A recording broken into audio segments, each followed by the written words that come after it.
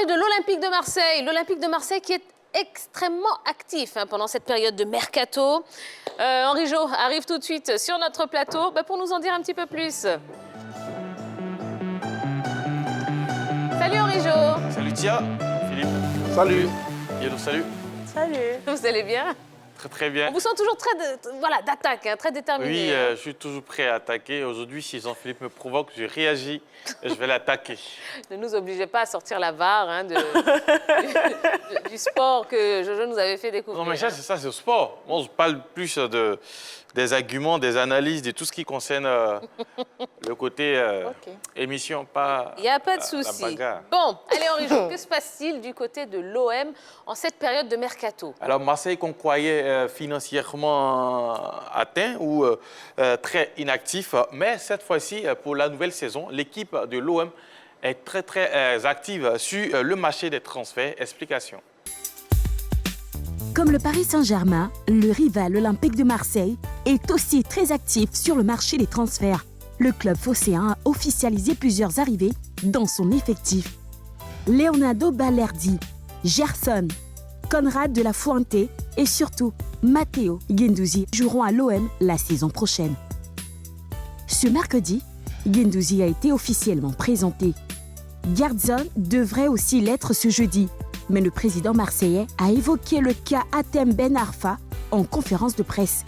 Selon lui, Kevin Strootman a été prêté à Cagliari, mais Boubacar Kamara et Khaled Takar sont aussi annoncés partants.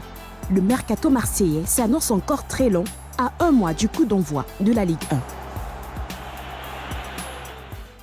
Bon ben voilà, ça c'est déjà une très très bonne nouvelle pour les supporters de l'Olympique de Marseille. Alors, on se pose quand même la question, pourquoi cette année Marseille est si actif sur le marché des transferts, contrairement aux années précédentes? Alors il faut savoir que quand même Marseille, lors de l'arrivée de la crise sanitaire, Marseille avait fini deuxième derrière le Paris Saint-Germain. Du coup, ça a permis à cette équipe de Marseille de jouer une compétition européenne. Malheureusement, pour la saison précédente, ça n'a pas été le cas. Marseille a été en difficulté. Et d'ailleurs, on annonçait quand même la vente de Marseille pour d'autres propriétaires. Et le propriétaire américain Frank McCourt l'a dit, non, il continuerait de rester à la tête de l'équipe de Marseille. Et on comprend aisément pourquoi aujourd'hui Marseille est en train de recruter. Ils ont été en difficulté. Il faudrait que maintenant Marseille montre un nouveau visage. Et apparemment, c'est ce nouveau visage-là qui est incarné par ces nombreux transferts qui se font ça et là. Mais on n'oublie pas aussi que, comme l'élément l'a souligné, il y a plusieurs joueurs qui sont partis de Marseille et il faut les remplacer. Voilà. Donc, d'où ces différents mouvements au niveau de Marseille. Ce n'est pas le prototype carrément de Marseille, quasiment de Marseille, parce que plusieurs équipes de la Ligue 1 française n'avaient pas recruté à cause de la crise financière qu'il y avait eu. Et surtout que Marseille avait des dettes à hauteur de 52 milliards de francs CFA qui ont été accumulées lors des 3 précédentes saisons avant la crise sanitaire. Marseille n'avait pas la possibilité de pouvoir recruter. C'est vrai que le PSG aussi n'a pas pu recruter. Lille non plus n'a pas eu de grand recrutement ou un grand mercato. Donc Marseille n'était pas le mauvais élève par rapport au recrutement et au mercato. Je pense qu'ils ont eu le temps de souffler avec de nouveaux investisseurs qui ont permis à ce club-là de pouvoir souffler financièrement. Marseille se permet de pouvoir recruter. Moi, je pense que c'est un club qui est en train de tendre vers une certaine forme de stabilité. Durant ces dernières années, on a vu plusieurs présidents défiler à la tête de Marseille. Je ne parle pas de propriétaire, mais de président. Et avec l'arrivée de Longoria, ça a coïncidé avec, je dirais, des bisbilles avec l'entraîneur portugais qui était sur le banc de touche et qui s'en est allé en pleine saison, André Villas-Boas. Il y a eu l'arrivée maintenant de Jorge Sampaoli qui semble s'accorder avec Longoria sur le travail à faire pour permettre à Marseille d'avoir un très bon effectif. Et on sent déjà les premières notes. Quand Longoria venait, beaucoup de personnes au sein du club étaient un peu dubitatives parce que c'est un très jeune manager, 34 ans. On se demandait quelle était son histoire avec le football moderne. Mais rapidement, l'homme a montré qu'il avait les relations, que c'était un fin négociateur et il est en train de réaliser de bons coups sur le marché des transferts. Il faut parler également de l'attractivité nouvelle du championnat de France. C'est vrai que depuis un certain temps, les propriétaires du Paris Saint-Germain ont mis les moyens pour attirer les meilleurs joueurs et d'autres grands joueurs veulent venir également se frotter à ces meilleurs joueurs-là du côté de la France. Donc ça va les attirer. C'est un peu l'effet Cristiano Ronaldo en Italie qu'on est en train de vivre aujourd'hui en France avec l'arrivée de ces garçons du côté de Marseille. Et vous allez voir que tous les autres clubs français vont rentrer dans cette mouvance. Ils vont attirer de plus en plus de très bons athlètes. Tout à l'heure, Yellow dressait un tant soit peu la dette accumulée de Marseille sur les 3 derniers exercices. Il faut dire également du côté de Franck Macoute qu'il a mis la main à la poche et il a pratiquement apuré cette dette puisqu'il a fait sortir près de 50 milliards de francs CFA de sa poche pour permettre au compte de Marseille d'être viable afin d'attirer ces différents joueurs. Et on n'oublie pas que quand même des cadres sont partis, notamment Florian Thauvin qui est parti rejoindre André-Pierre Gignac du côté chez les Mexicains. Ouais. Ensuite, Cuisance est parti, sans oublier Kevin Strootman qui sera prêté. Mais bon, on voit mal hein, le Néerlandais revenir du côté de Marseille. De près en près, peut-être son contrat prendra fin du côté de Marseille et il s'en ira. Sans oublier Yohan Pelé, hein, la doublure de Steve Mandanda qui est parti. Donc du coup, quand même, quand un gardien quand même censé remplacer celui qui est titulaire s'en va, il faut penser à un deuxième. On a fait appel à Paul Lopez, hein, le gardien de l'AS Roma, l'Espagnol de l'AS Roma qui est passé aussi par l'Espagnol Barcelone. Donc voilà un peu les mouvements pour l'instant du côté de Marseille. Maintenant, ce que moi j'ai noté, c'est que cette équipe pour l'instant de Marseille recrute un peu sérieux et surtout intelligent. On fait venir des joueurs qui sont soit en fin de contrat, donc libres, ou des joueurs où ils se font prêter des joueurs. Donc on a la possibilité de rentrer dans les fonds, de ne pas trop dépenser au niveau de Marseille. D'accord, alors justement, hein, arrêtons-nous sur ce recrutement. Hein. Gerson, Under, Balerdi, Guendouzi, De La Fuente. Qu'est-ce que vous pensez? Bon, vous avez commencé à l'évoquer. Qu'est-ce que vous pensez, vous, de ce recrutement? Mais je dirais que ce sont des très bons joueurs, des joueurs qui ont la motivation. Ils ne sont pas forcément connus comme leur alter ego du Paris Saint-Germain, mais ce sont des joueurs de devoir qui sont passés par des clubs où ils ont fait montre de tous leurs talents. Je prends même le cas d'un jeune comme Guendouzi. On sait que généralement, du côté de la France, les jeunes qui s'expatrient du côté de l'Angleterre ont du mal à faire tout simplement le retour du côté de la France. On a Guendouzi qui est arrivé. Marseille était sur le coup concernant l'Ivoirien de Sassuolo, notre ami Jérémy Boga.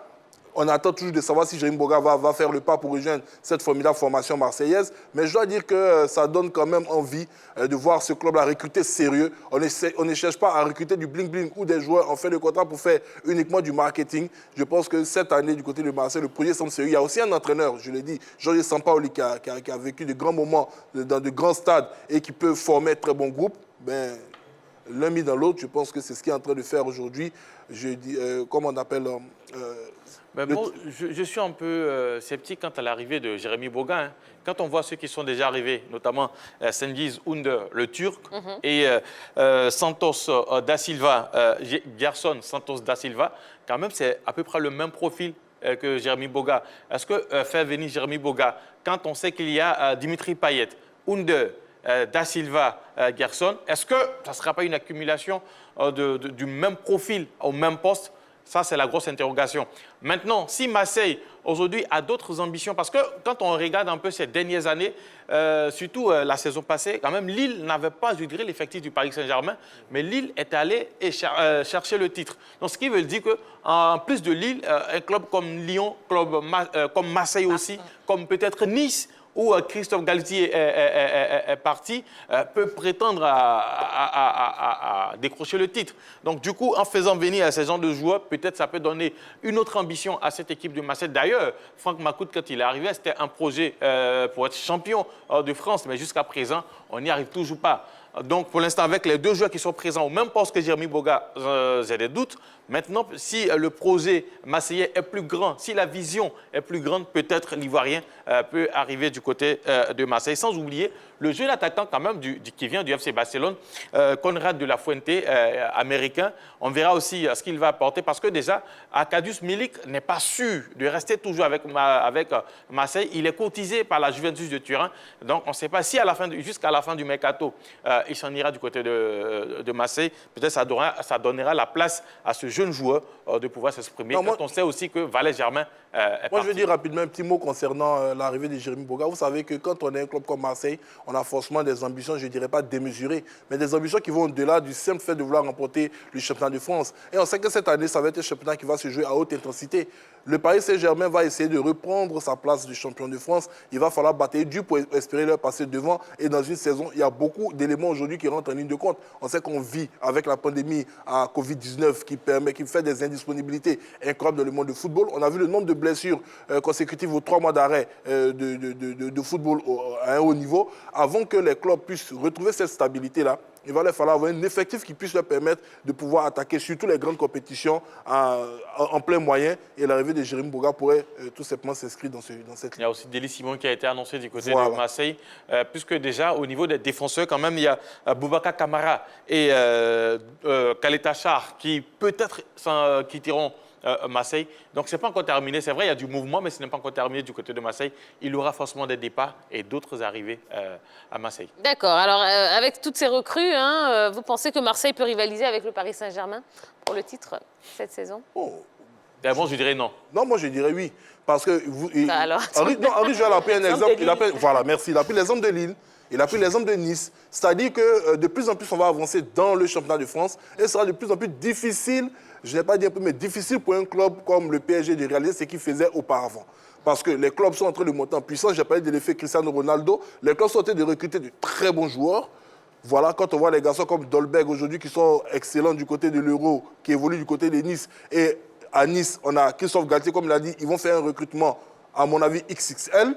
Je me dis que, en tout cas, ça ne doit pas être aussi facile pour le Paris Saint-Germain de pouvoir s'imposer. On a Lyon qui vient. Et si comme on appelle l'Olympique de Marseille également, dans son projet, arrive à conserver son entraîneur, qu'il n'y a plus de bruit autour pour pouvoir déranger l'équipe, il est évident que cette formation-là va également créer des difficultés au Paris Saint-Germain. Non, Yolo, s'il vous plaît. Bon, je pense déjà que le mercato qu'a fait l'OM est fait d'une pierre deux coups, parce que c'est tant au plan sportif qu'au plan financier. Ces joueurs-là étaient quand même en fin de contrat ou bien qui étaient prêtés, correspondaient au projet sportif de l'OM qui est certainement de remporter le championnat de la Ligue 1 française. Donc, dire que le PSG a assuré de remporter ce championnat-là, je ne pense pas. Tout à l'heure, on parlait de Nice qui n'avait pas un effectif assez chargé que le PSG, mais qui a réussi à titiller le PSG à remporter ce championnat-là. Et bien évidemment que Sergio Ramos est annoncé du côté du PSG, mais n'en demeure que le PSG est quand même fragile par rapport à Mbappé aussi qui a des envies de partir. Donc, il faudrait reconsidérer l'effectif du PSG et je pense que les autres clubs comme Nice,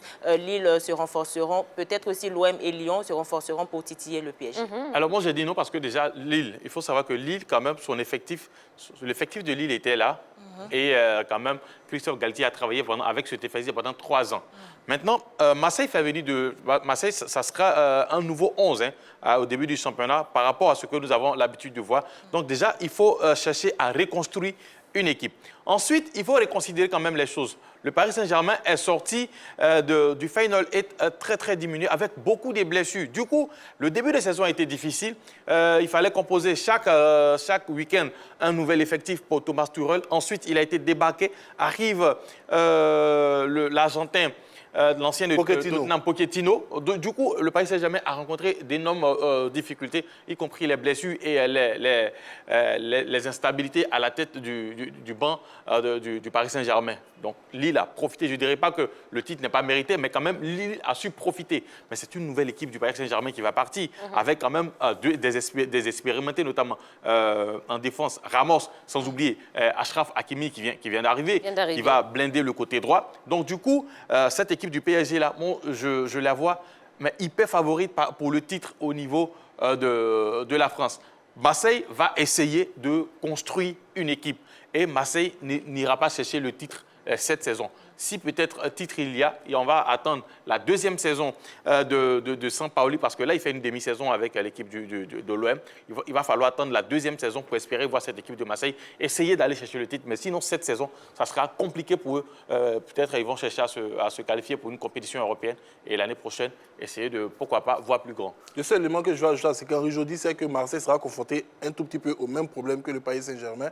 Parce que quand on regarde déjà ceux qui sont arrivés, on a déjà près de 5-6 joueurs qui viennent pour la grande majorité, pour être titulaire au niveau du 11 rentrant. Donc, il faut également que la mayonnaise prenne. Bien sûr. Donc, on verra ce que cela va donner. Ça sera difficile de lutter contre le Paris Saint-Germain. peut-être Lille ou Monaco. Ou Lyon. Merci. Merci beaucoup. Merci. Bon, ben, en tout cas, voilà ce qu'on pouvait vous dire concernant donc, le mercato de l'Olympique de Marseille qui n'est pas encore terminé. On vous donnera les informations au fur et à mesure, comme d'habitude. Allez, on va marquer une première pause. Juste après, eh bien, nous recevrons notre invité. Il s'agit d'Ali Touré, le team manager du Sili national. On parlera évidemment de la sélection guinéenne. On parlera également de la Copa América. Et puis, on terminera avec l'Euro 2020. On vous dira tout ce qui s'est passé dans cette rencontre entre l'Angleterre et le Danemark. Alors, ne bougez pas, vous avez vu, on a un beau programme. Ce serait dommage de zapper. À tout de suite.